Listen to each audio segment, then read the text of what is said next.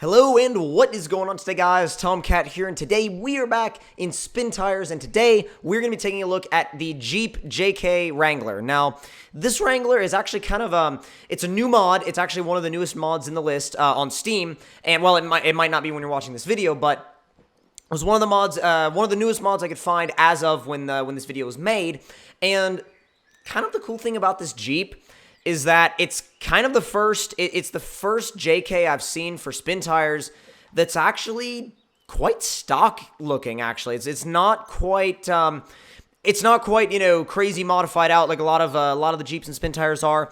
It's got a little bit of suspension work done to it, upgraded wheels and tires, but that's really about it. Now, you got these default mud terrain tires, and you've also got Super Swampers, which, let's go ahead and change those out. And I'm actually, I'm going to go with the Super Swampers because they have that color matching beadlock ring, and it looks really, really good. Now, let's go ahead and start it up and see how it sounds.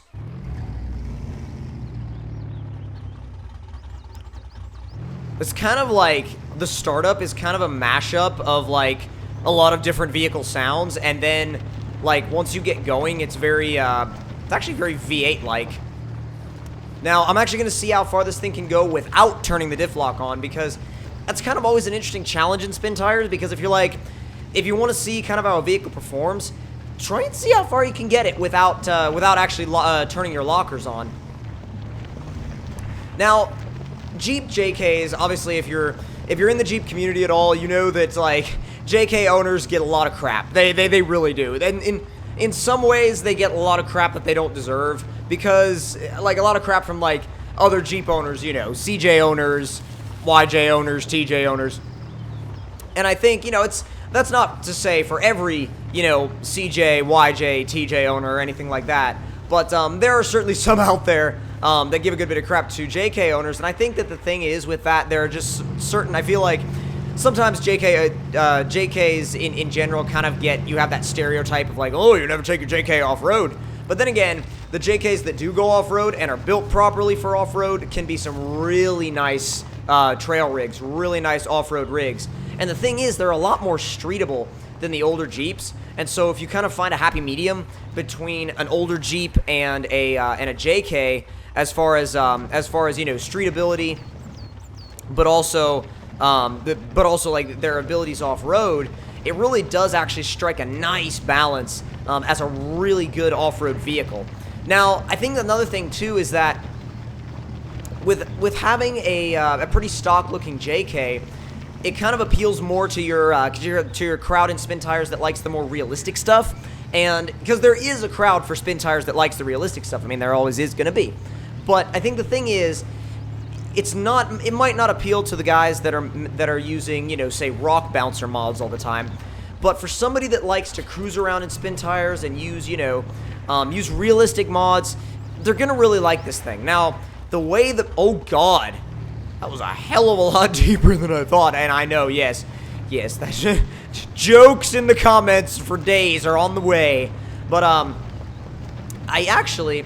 big thing I wanted to talk about, or a couple of things I wanted to talk about actually, is, first of all, I do apologize that there weren't any videos yesterday, and the reason for that was, because I actually took a, kind of a last-minute trip up to Pensylvania to help a friend out, by picking up an engine. Now, with the engine we picked up is actually really cool. We picked up an AMC 343. Now, I am not the biggest, I'm not, like, the most knowledgeable when it comes to AMC engines, but I do know that AMC 343s are definitely not the most common engine as far as like what you actually find nowadays. And we got, let's see, what all did we get with it? We got pretty much everything you would need. There were a couple of things that were a little bit iffy. The distributor was a little bit it was a little bit rough, let's say. He won't be reusing that distributor for well, I was gonna say for obvious reasons, but I didn't take a picture of it. But I didn't take a picture of the distributor, but it was pretty iffy, let's just say. What he really wanted out of it was the block, and the block he plans on boring it. He plans on redoing everything, and really redoing everything inside that engine. And that engine is actually going into a 72 AMC Javelin, and I think his goal is somewhere around 450 somewhere around 450 horsepower, 450 to 500 horsepower, while keeping naturally aspirated. So should be a really, really cool build by the time it's completed. And he says he's going to take his time with it, so and really not rush anything at all with the build. And I'm really, really excited to see what comes out of it, because to be honest, I like seeing these older cars that are, you know, they're not the most common. You know, you see older, at least in the States, you see older Mustangs all over the place. You see, like, you know, say if you go to a classic car show, you see older Mustangs everywhere. You see, like, Challengers and all that kind of stuff. You see it all over the place. But AMCs, I mean, sure, you see Pacers, you might see Gremlins, but Javelins really aren't that common.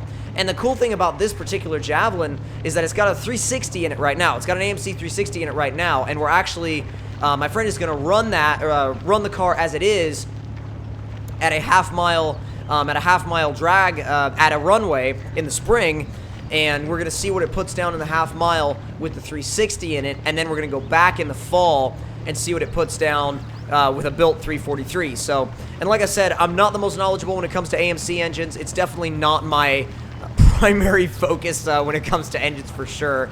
But it is really, really cool, and he's been a close friend of mine for a long time, so it was really, really cool to help him out. And considering the fact too that he actually, when we drove down to Zen Motors to pick up my FRS, he drove my truck back. So we got there and he was like, "Can I drive the FRS back?" I was like, No, not gonna happen. So, but I am really quite excited to see how it ends up going.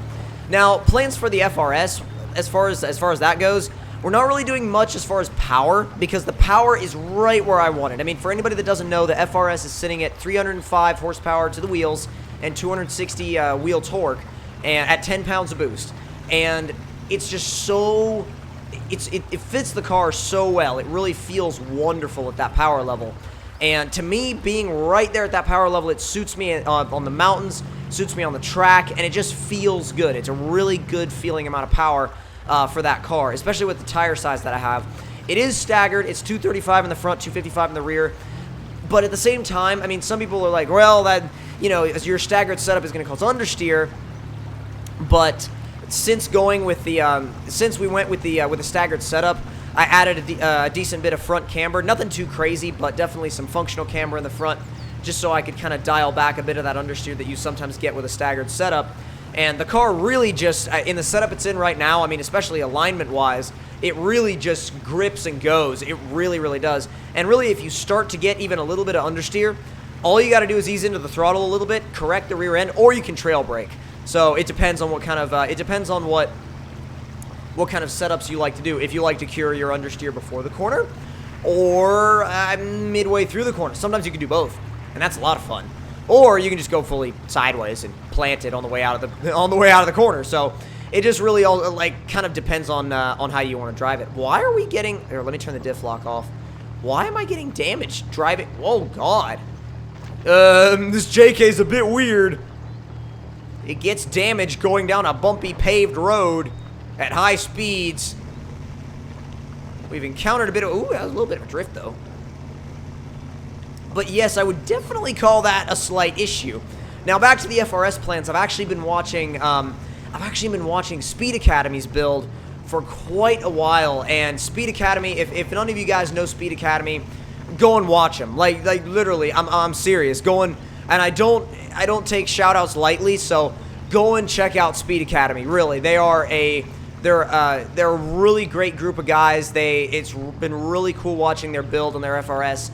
And their FRS is Jackson Racing Supercharged, and they document the whole build. They've done aero, they've done interior, they've done a cage, and it really is a sweet build. I really do like their build. So go and check out their channel, Speed Academy. It's a really cool build series that they did.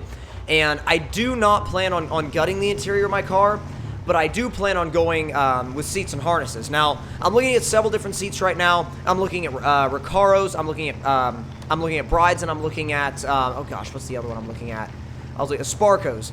And I kind of want something that's a really good feeling seat that really holds you in on, like, for example, on the track, but also is, you know, decent enough if you had to do like a, you know, say 6-hour road trip with it, because you know, I still do that in my car. It may still be a, you know, like my streetable race car, but at the same time, I still do long road trips in it. I don't do long road trips in it as much anymore because I have the truck, and the truck is a little bit more comfy on long road trips, but, well, actually, I take that back. The FRS is really comfortable on the long road trips, even with, you know, even with the RSR Sports Eye coilovers that I have on it, it really is. So, it just all depends, I think, on what you like to do with your vehicle, depending on how you set it up. So, the things coming soon are aero, as in, like, we're doing a front splitter, we're doing a rear diffuser, we're doing, oh god, we've almost killed the Jeep. We're doing seats and harnesses as well, and a couple of other things. We're probably going, ow, jeez. We may or may not be doing a rear wing as well. I'm going to look into a rear wing, but I'm not sure if I need one. I'm going to see after I do the splitter and the diffuser whether or not I need a rear wing. And I think at the end of the day, the rear wing is kind of like a personal preference as well. And I'm highly considering upgrading to a big brake kit, so there's all sorts of kind of like little things here and there. But I know we've gotten slightly off topic from this Jeep, but like because we've been kind of driving around, I've been trying to update you guys on things, kind of what I was doing over the weekend. But at the same time, I do want to actually say that yes, go download this Jeep. I am really happy with it. Other than the weird issue of getting damage going down the main road, this thing is really fun to drive, and it works well. I mean, it really does work well. Really, really does. And I like it. If you want something that's more realistic, don't necessarily want to be driving like a massive 8x8 around, or if you want a really nice scout vehicle to replace the UAZ, this JK is really, really, really good. Now all we need is JKU. So if you guys enjoyed this video and spin tires, don't forget to leave me a like. Tell me in the comment section down below what you guys thought of it. And if you're new to my channel, don't forget to click that subscribe button for more. And I will see you guys in the next one. Talk to you guys later, and I hope you guys enjoyed.